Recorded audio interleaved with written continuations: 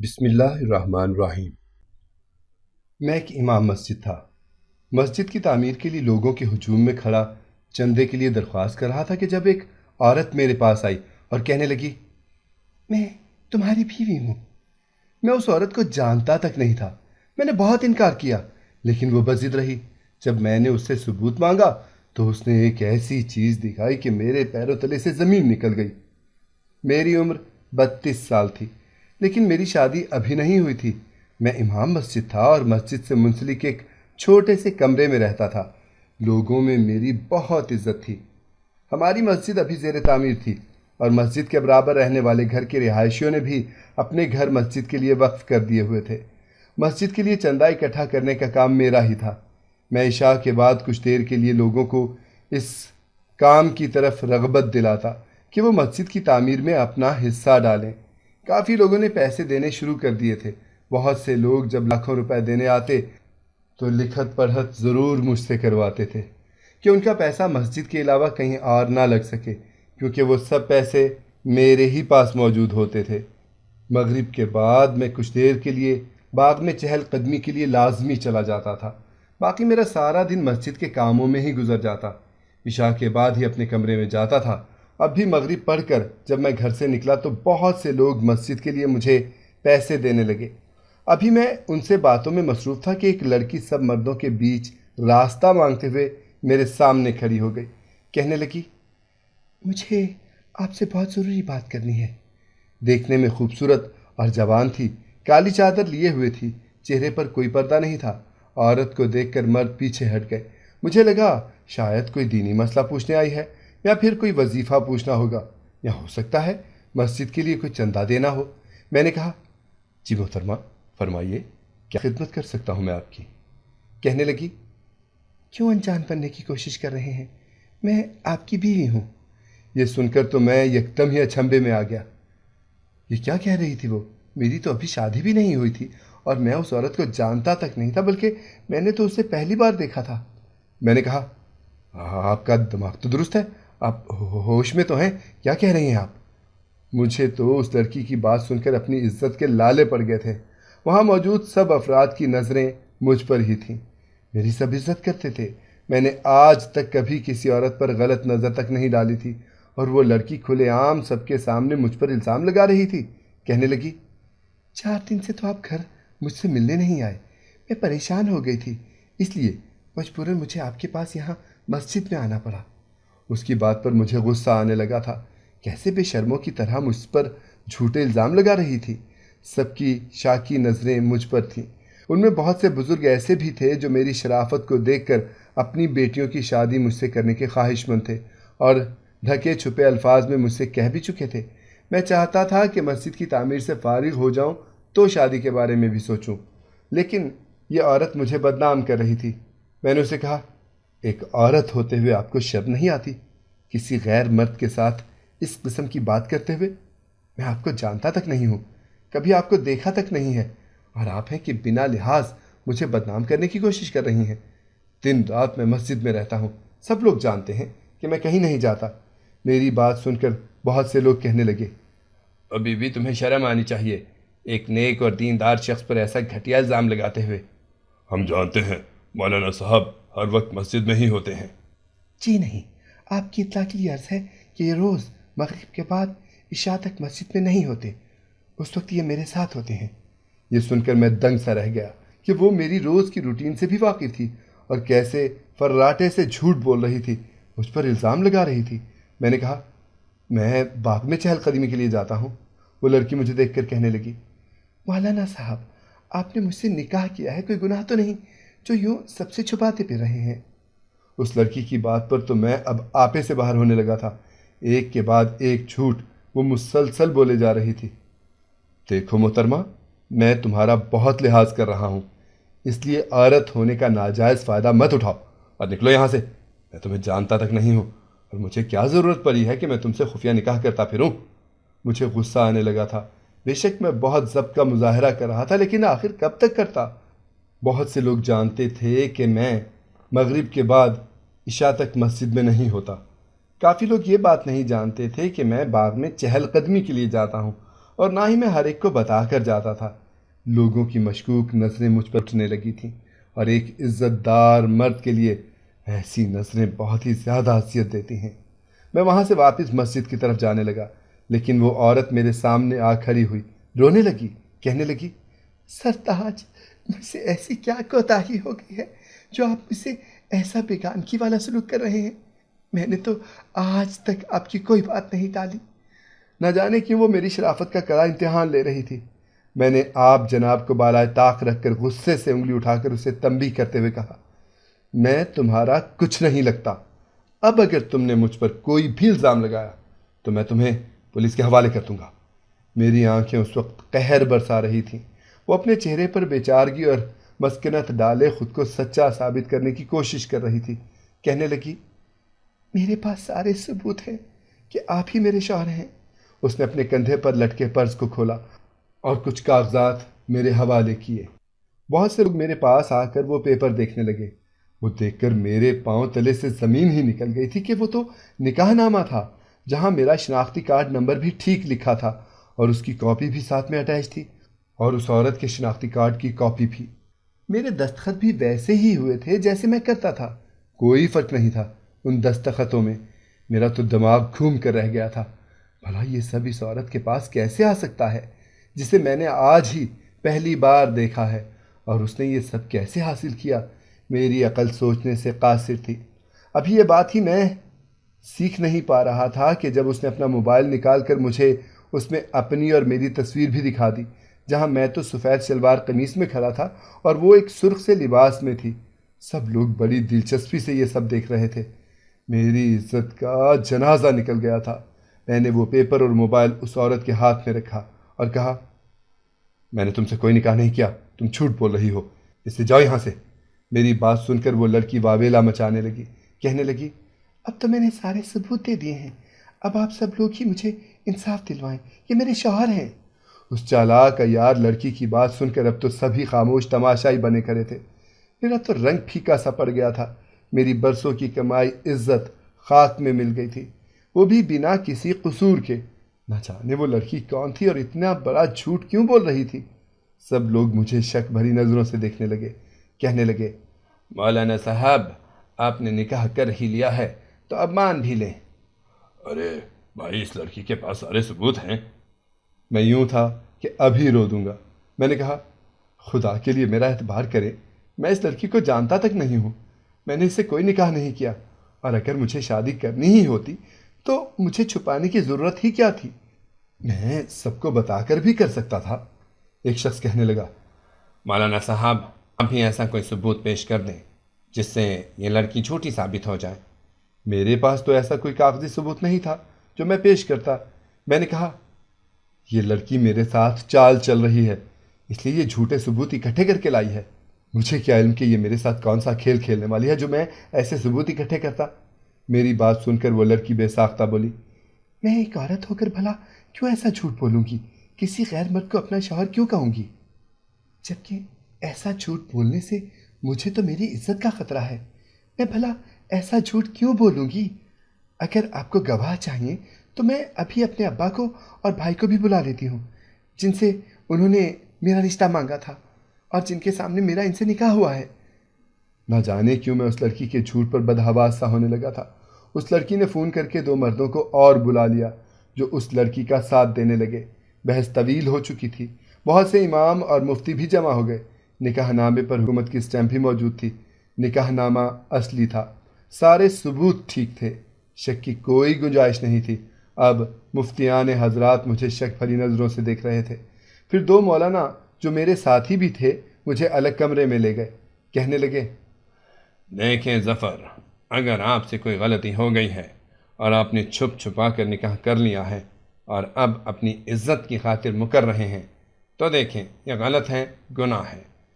آپ ایک پاکیزہ رشتے سے انکار کر رہے ہیں۔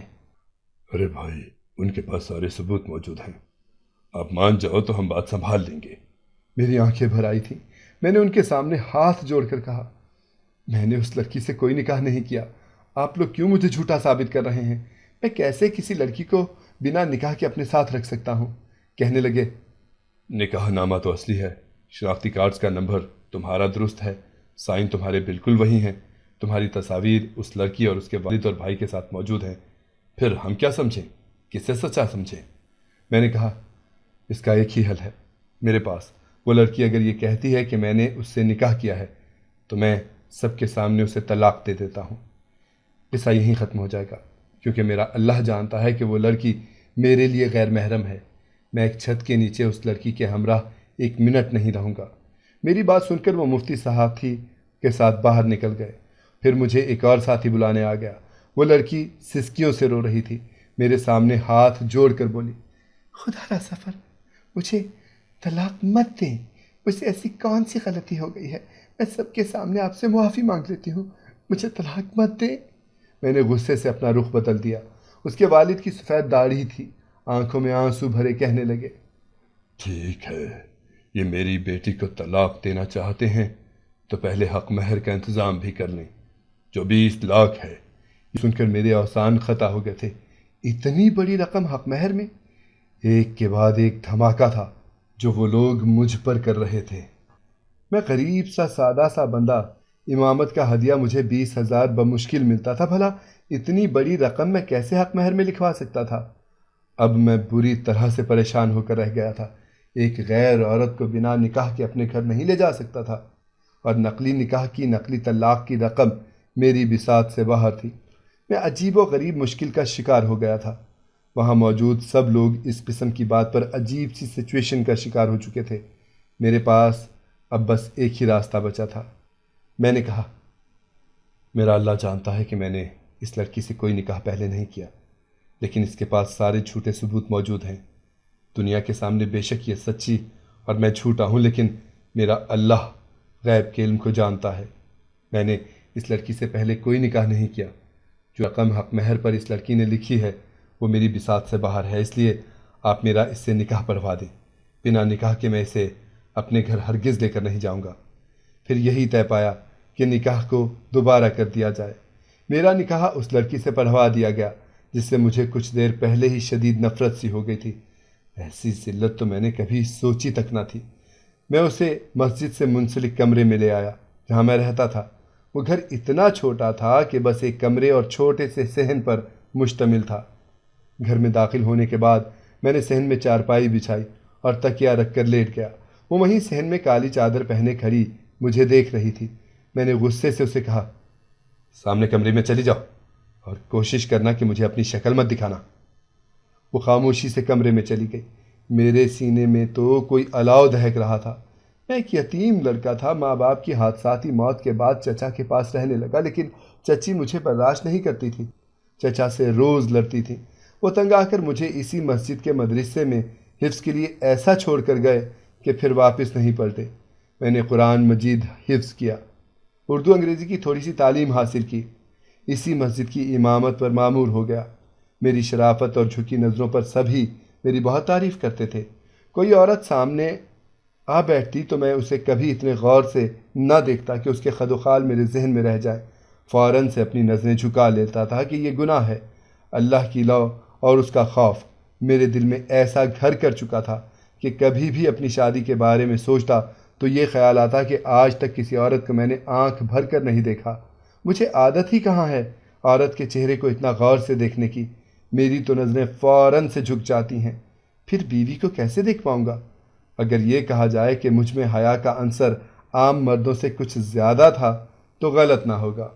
لوگ میری بہت عزت کرتے تھے۔ میری شرافت کی گواہی میری مسجد اور مسجد کے منسلک مدرسے کے عالم مفتی بھی دیتے تھے، لیکن آج اس لڑکی نے میری عزت کو خاک میں ملا کر رکھ دیا تھا۔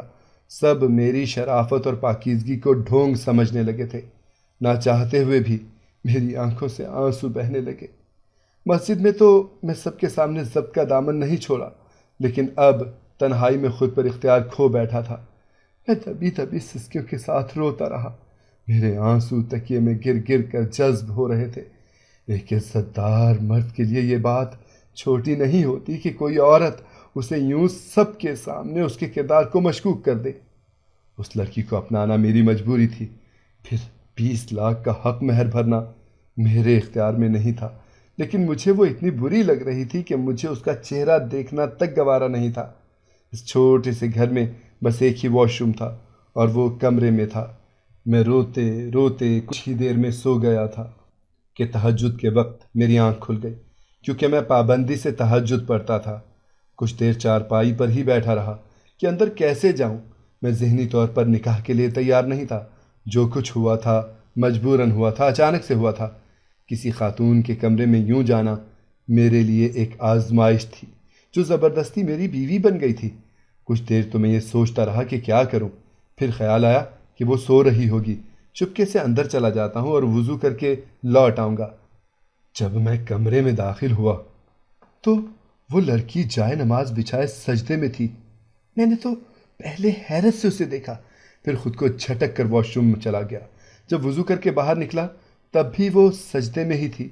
मैं कमरे से बाहर निकल गया, जाए नमाज बिछाया और नमाज तहज्जुद की नीयत बांध ली। नमाज और ज़िक्र अज़कार से फारिग होकर मस्जिद चला गया। मुझे देखकर बहुत से मेरे साथी एक दूसरे के कानों में खुसर फुसर करने लगे। यकीनन मेरे बारे में ही बातें कर रहे होंगे। मैंने चुपचाप जमात करवाई और फिर वहीं बैठ गया, वरना मैं इशराक के बाद कुछ देर आराम करने घर चला जाता था। सारा दिन मैंने मस्जिद में गुजारा। इशा के बाद ही घर लौटा था। घर साफ सुथरा था, खाने की खुशबू भी आ रही थी। भूख तो मुझे लगी हुई थी। दोपहर में खाना मदरसे में ही खा लिया था। घर पर राशन मौजूद था। मैं इशा के बाद घर जाकर कुछ ना कुछ खुद ही बनाकर खा लिया करता था। भूख होने के बावजूद मैंने अपनी चारपाई बिछाई और लेट गया। वो लड़की किचन से बाहर निकली, उसी कल वाले लिबास में थी। चादर पूरी तरह सर पर लपेट रखी थी। कहने लगी, खाना तैयार है, आपका खाना यहीं सहन में लगा दूं? मैंने उस पर एक नज़र डालकर हटा ली। मेरे खाने की फ़िक्र करने की तुम्हें कोई ज़रूरत नहीं है, बस अपना इंतज़ाम किया करो। ये कहकर मैंने करवट बदल कर आंखें बंद कर लीं। कुछ देर बाद ही मेरी आंख लग गई। तहज्जुद के वक्त वो मुझे फिर से सजदे में नजर आई। मुझे लगा अपने गुनाहों की तौबा मांग रही होगी, लेकिन किसी इंसान के साथ की गई ज़्यादती तब तक मुआफ़ नहीं होती जब तक कि वो खुद मुआफ़ ना करते। मेरे दिल में बार बार ये उबाल आने लगता कि इस औरत से पूछूं तो सही कि इसने मेरे साथ ऐसा क्यों किया। सारा दिन मस्जिद में गुजार कर जब मैं घर गया तो वो किचन में मौजूद थी। मैं आज रात का खाना भी मदरसे से खा कर आया था। मैंने किचन में झांक कर देखा तो वो किचन में ही तपाई रख कर खाना खा रही थी। मुझे देखकर कुछ नर्वस सी हो गई। सुनो, खाना खाकर बाहर सहन में मेरी बात सुन लेना। ये कहकर मैं बाहर चला गया। वो खाना खाकर सहन में आकर एक कोने में खड़ी हो गई। मैंने गुस्से से उसे देखा और कहा, लोगों के सामने तुमने जो ड्रामा रचाना था वो रचा लिया। अपने झूठ को तुमने सच बनाना था, बना लिया। लेकिन यहाँ इस वक्त मेरे और तुम्हारे अलावा अल्लाह के सिवा दूसरा कोई मौजूद नहीं है, और अल्लाह हर हकीकत से आगाह है। मैं तुमसे ये सवाल उसी रोज़ भी पूछ लेता जिस दिन तुमने मेरे किरदार की धज्जियाँ उड़ा कर रख दी थी, लेकिन उस वक्त मैं बेहद गुस्से में था। अपना इख्तियार खोने का मुझे डर था। शायद तुम पर हाथ उठाने से भी गुरेज ना करता, इसीलिए खामोशी इख्तियार की। लेकिन अब मेरा खुद पर इख्तियार है। मैंने तुम्हारा क्या बिगाड़ा था जो तुमने मेरे साथ ये सब किया? मेरी बात सुनकर वो रोने लगी। कहने लगी, मुझे माफ़ कर दे, मेरे पास भी दूसरा कोई रास्ता नहीं था, मैं आपको वजह नहीं बता सकती। ये कहकर वो कमरे में चली गई। चंद दिन बाद मैंने उसे चंद जोड़े ला कर दिए, क्योंकि वो 4-5 दिन से उसी एक लिबास में मलबूस थी। जो भी था, अब वो मेरी जिम्मेदारी तो बन ही गई थी। रात को जब मैं तहज्जुद के लिए उठा तो मेरा पूरा वजूद दर्द से चूर चूर था। मुझे महसूस हुआ कि मुझे बुखार है। मेरा जिस्म तप रहा था। बमुश्किल ही मैंने फजर पढ़ाई और घर लौट आया। मुझे तेज़ बुखार हो चुका था। मैं सहन की चारपाई पर लेट गया। मेरी बीवी ने जब मुझे यूं बीमार देखा तो मेरा बहुत ख्याल रखने लगी। उस वक्त मैं भी बेबस था, क्योंकि बुखार की शिद्दत की वजह से उसके सहारे की मुझे ज़रूरत थी। मुझे दवा भी वो खुद देती, खाना नाश्ता भी बना कर देती, रात भर मेरी तीमारदारी में जागती भी रहती थी। ना चाहते हुए भी मेरा दिल उसकी तरफ मायल होने लगा। बस एक ही सवाल मुझे चैन नहीं लेने देता था कि उसने मेरे साथ ऐसा क्यों किया। चंद दिन के बाद मैं ठीक हो गया था। रात को जब मैं घर आया तो पहली बार उससे खाना खुद से मांगा। वो खुशी से चहकने लगी थी। फ़ौरन से खाना गर्म करके मेरे सामने रखकर वहाँ से जाने लगी। मैंने कहा, ادھر آؤ، یہاں میرے پاس بیٹھو اور میرے ساتھ کھانا کھاؤ۔ میری بات سن کر وہ مجھے خوشگوار حیرت سے دیکھنے لگی، چپ چاپ میرے سامنے دسترخوان پر بیٹھ گئی۔ کھانے کے دوران میں اسے گاہے بگاہے دیکھنے لگا۔ اچھی خاصی خوبصورت تھی، اب تک جتنا میں اسے جان پایا تھا وہ بری نہیں تھی۔ پھر وہی سوال کہ اس نے یہ طریقہ کیوں اپنایا؟ کھانے کے بعد وہ کچن میں برتن دھونے لگی۔ میں نے اپنے لیے آج چارپائی نہیں بچھائی تھی، میں اپنے کمرے میں جا کر لیٹ گیا تھا۔ رات کو جب وہ کمرے میں آئی تو حد درجہ گھبرائی ہوئی تھی۔ اسے دیکھ کر میں اٹھ کر بیٹھ گیا۔ میں نے اسے کہا، ادھر آؤ، میرے پاس آ کر بیٹھو۔ وہ چھوٹے چھوٹے قدم اٹھاتی ہوئی میرے پاس آ کر بیٹھ گئی۔ میں نے اس کا ہاتھ تھام لیا جو اس وقت برف کی مانند ٹھنڈا ہو رہا تھا۔ بہت پیار اور اپنائیت سے میں نے بات شروع کی۔ دیکھو، تم اب میری بیوی ہو اور میں تمہارے ساتھ اپنے رشتے کی ابتدا کرنا چاہتا ہوں، لیکن اس کے لیے ضروری ہے کہ ہمارے درمیان کوئی جھوٹ اور دھوکہ شامل نہ ہو۔ ہم سچ بول کر اپنے رشتے کو شروع کریں۔ میں نے تمہاری ہر غلطی کو معاف کیا، کیونکہ یہ مجھ جیسے شخص کے لیے ناممکن سی بات ہے جس کے لیے اس کی عزت سب سے پہلے اہمیت رکھتی تھی۔ لیکن تم نے میری خدمت بہت کی ہے، تم اچھی عادات اور اطوار کی مالک ہو، لیکن مجھے سچ جاننا ہے۔ میری بات سن کر اس نے نظریں بدلی تھیں، پھر کہنے لگی، ہمارا چھوٹا سا گھر اس پارک کے سامنے ہے جہاں آپ مغرب کے بعد آتے تھے۔ میں وہاں آپ کو روز دیکھتی تھی۔ آپ بہت شریف انسان تھے۔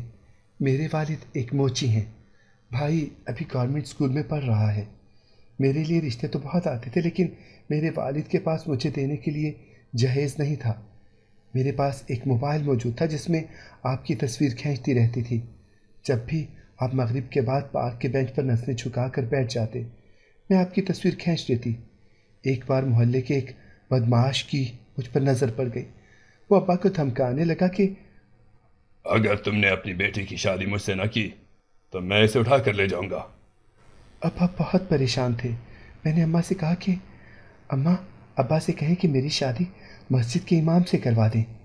ابا نے مسجد کے ایک شخص سے بات بھی کی، لیکن آپ نے شادی سے منع کر دیا۔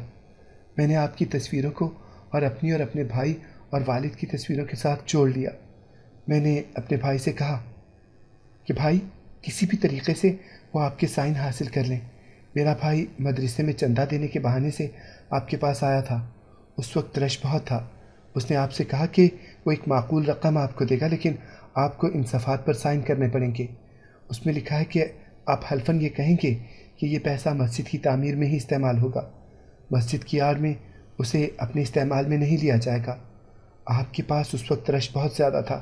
آپ نے بنا پڑھے ہی اپنے سائن نکاح نامے پر کر دیے، شناختی کارڈ نمبر بھی اور کاپی بھی اٹیچ کر دی، کیونکہ وہاں بہت سے لوگ بڑی بڑی رقم دینے سے پہلے ایسا ہی لاہ عمل اختیار کر رہے تھے۔ میرا بھائی رش سے فائدہ اٹھا کر آپ سے سائن کروا کر وہاں سے آ گیا۔ جس دن میں نے یہ ڈرامہ رچایا اسی دن رات کو وہ بدمعاش مجھے لے جانے کی دھمکی ابا کو دے کر گیا تھا۔ میں جانتی تھی آپ نیک انسان ہیں، مجھ سے نکاح کیے بنا اپنے گھر نہیں لے کر جائیں گے۔ آپ کی نیک نامی کے اور شرافت کے تذکرے ہم سب گھر والوں نے سن رکھے تھے۔ اس کی باتیں سن کر مجھے حیرت ہوئی، لیکن پھر یہ بھی احساس ہوا کہ اس نے جو کچھ بھی کیا تھا اپنے بچاؤ کے لیے ہی کیا تھا۔ اگر آپ کو ہماری کہانی پسند آئی ہے تو ہمارے چینل کو سبسکرائب کریں، لائک کریں، شیئر کریں اور بیل آئیکن پریس کرنا نہ بھولیے گا تاکہ ہماری ہر آنے والی ویڈیو آپ کو بر وقت مل سکے۔